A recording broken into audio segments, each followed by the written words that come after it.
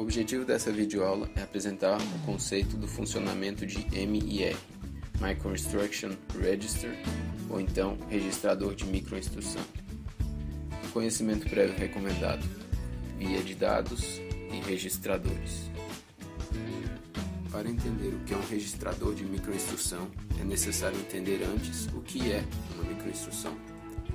É interessante lembrar que as microinstruções estão na camada de microarquitetura. Elas estão em uma camada superior à camada lógica digital, que estávamos vendo até pouco tempo atrás. Porém, elas estão no nível inferior à das macroinstruções, onde está localizado, por exemplo, a linguagem assembly. Nós chegamos a ver algumas macroinstruções em sala, não sei se vocês se lembram, como a add, sub, jmp, jump. Espero que com esses exemplos vocês se lembrem delas. Então, essas instruções ainda podem ser quebradas em instruções mais simples, as microinstruções. No caso da arquitetura proposta por Tannenbaum, as microinstruções são compostas por 36 bits. Esses 36 bits são divididos em ADDR, JAM, ULA, C, M, EM e B. ADDR contém o endereço de uma potencial microinstrução seguinte. JM determina como a próxima microinstrução é selecionada. ULA, funções da ULA e do deslocador. C, seleciona quais registradores são escritos a partir do barramento C. MEM, funções de memória. B, seleciona a fonte do barramento B. Resumindo, os 12 primeiros bits mostrados nessa figura estão relacionados ao endereço da próxima instrução. São 9 bits de endereço e 3 determinando como a microinstrução é selecionada. Os outros 24 estão relacionados ao controle do caminho de dados.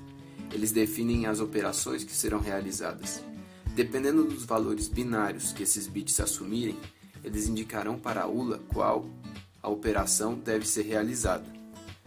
Uma combinação de bits pode estar associada a uma soma, por exemplo. Já outra combinação pode estar associada à inversão de um número. Um outro exemplo. Conforme vimos anteriormente, uma macroinstrução é composta por um conjunto de microinstruções. Então, para executarmos todas essas microinstruções, elas devem estar em algum lugar, devem estar salvas na memória. Porém, essa memória não é a mesma memória onde os programas estão localizados.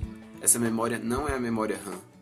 Essa memória é chamada de Control Store, armazenamento de controle.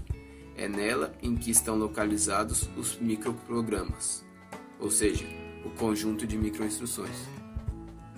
Mas como é possível controlar a execução de uma sequência de microinstruções?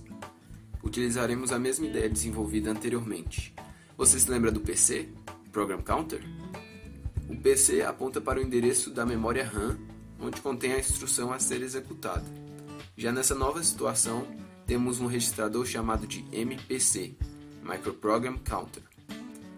Além desse registrador, existe um novo registrador responsável por armazenar a microinstrução que está sendo executada no momento.